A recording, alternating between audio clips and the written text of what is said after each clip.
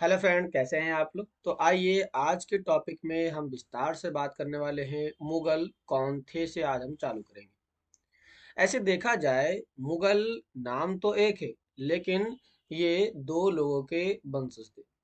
देखा जाए मुगलों के बारे में, तो मुगल एक तरह से देखा जाए तो माता की ओर से ये मंगोल थे। मंगोल शासक चंगेज खां जो चीन और मध्य एशिया के कुछ भागों पर किया करते थे, ये वो थे। और दूसरी ओर देखा जाए पिता की ओर से, तो ये ईरान, इराक और वर्तमान तुर्की के शासक तैमूर के वंशज थे। मतलब देखा जाए तो ये दो लोग, एक थे वो मंगोल से थे और जो दूसरे थे वो थे आपके तैमूर वंश से थे। किससे थे? तो तैमूर वंश से थे। मंगोल से कौन थे? तो मंगोल से देखा जाए तो ये इनकी माता थी और तैमूर वंश से इनके पिता थे। इस आधार पर आप यहाँ पर कह सकते हो कि जो मंगोल शासक थे वह दो लोगों के वंशज थे। अर्थात ये पूरी तरह से कहा जाए तो यह एशिया के महान साम्राज्य के पुत्र माने जाते हैं। ठीक लाल। आइए इसी के साथ हम इनके बारे में विस्तार से बात करते हैं। तो कहता है कि मंगोल दो महान शासक वंशों के वंशज माने जाते हैं। माता की ओर से मंगोल शासक जिनका शासन चंगेज खां जो चीन और मध्य एशिया के कुछ भागों में राज किया करते थे। इनके पिता ईरान और इराक और वर्तमान तुर्की के तैमूर शासक के वंशज माने जाते हैं। कहता परंतु मुगल अपने को मुगल या मंगोल कहलवाना पसंद नहीं करते। मतलब जो मुगल थे, इन्होंने कभी भी अपने नाम के पीछे मंगोल शब्द का इस्तेमाल कभी नहीं किया, क्योंकि इनका मानना था कि हम मंगोल अपने आप को संबोधित करना नहीं चाहते हैं। ऐसा इसलिए क्योंकि चंगेज खां से जुड़ी स्मृतियां सैकड़ों व्यक्तियों के नरसंहार से संबंधित था। क्योंकि जो चंगेज खान जिनके चार बेटे थे, तो चंगेज खान ने अपने क्षेत्र के विस्तार के लिए, जिनके चारों जो बेटे थे उन्होंने अपने क्षेत्र के विस्तार के लिए मध्य एशिया के चारों ओर उन्होंने अपने साम्राज्य को फैलाने का काम चालू किया। नॉर्थ में देखा जाए तो इन्हें साइबेरियन क्षेत्रों में फैलाने का काम चालू किया। साइबेरियन क्षेत्रों में इसके आधा यदि हम देखते हैं वेस्ट के बारे में, तो इन्होंने यूरोप तक अपने आप को फैला लिया था। साउथ में देखा जाए तो साउथ में इन्होंने दक्षिण चीन तक इन्होंने अपने आप को फैला लिया था। और ईस्ट में देखा जाए तो इन्होंने जापान तक अपने साम्राज्य को फैला लिया था।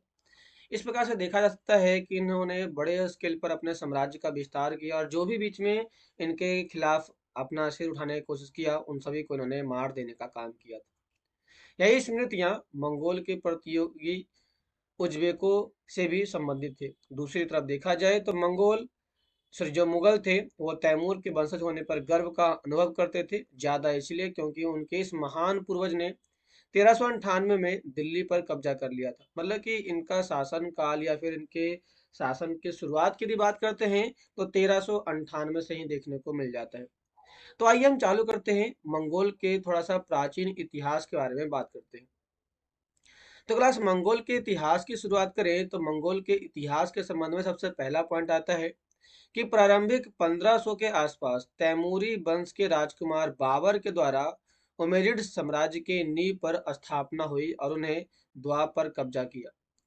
खुरासान के पूर्वी क्षेत्र ने सिंध के उपजाऊ क्षेत्र कहते हैं। सिंध का मतलब समझते हैं क्या होता है? सिंध वो एरिया था जहां पर सिंधु नदी के आसपास का जो क्षेत्र होता है उसे कहते हैं सिंध का उपजाऊ क्षेत्र। तो सिंधु नदी के निचले घाटी को नियंत्रित किया गया था, तो पहले इन्होंने यहाँ पर अपना शासन स्थापना की। 21 अप्रैल 1526 में बाबर ने दिल्ली के सुल्तान में आखिरी सुल्तान इब्राहिम शाह लोदी को पानीपत के पहले युद्ध में हराया। अपने राज्य की स्थापना को सुरक्षित करने के लिए बाबर को खानवा युद्ध में राजपूत शक्ति का सामना करना पड़ा, जो चित्तौड़ के राणा सांगा के नेतृत्व में किया गया था। विरोधियों से काफी ज्यादा छोटी सेना के द्वारा हासिल की गई तुर्की की प्रारंभिक सेनाओं ने सफलता को उनकी एकता, गतिशीलता, घुड़सवार, धनुधरियों और तोपखानों के इस्तेमाल में विशेषताओं के लिए ठहराया गया। मतलब ये हुआ कि जब बाबर भारत में आकर के इसको जीतने का काम करता है, तो उसका मेन पर्पज जो था वो था अपने विशाल सफलता, उनकी एकता, गतिशीलता, घुड़सवार, उनके धनुर्धारी और तोपखानों का इस्तेमाल, ये इनके विस्तार को स्थापित करने का काम करता है। क्लास मुगल सम्राट के इतिहास से संबंधित हमने एक चीज और भी देखा था कल, जिसमें मैंने आपको बताया था कि जो मुगल सम्राट थे वह तुर्क मंगोल पीढ़ी के तैमूर वंशी थे।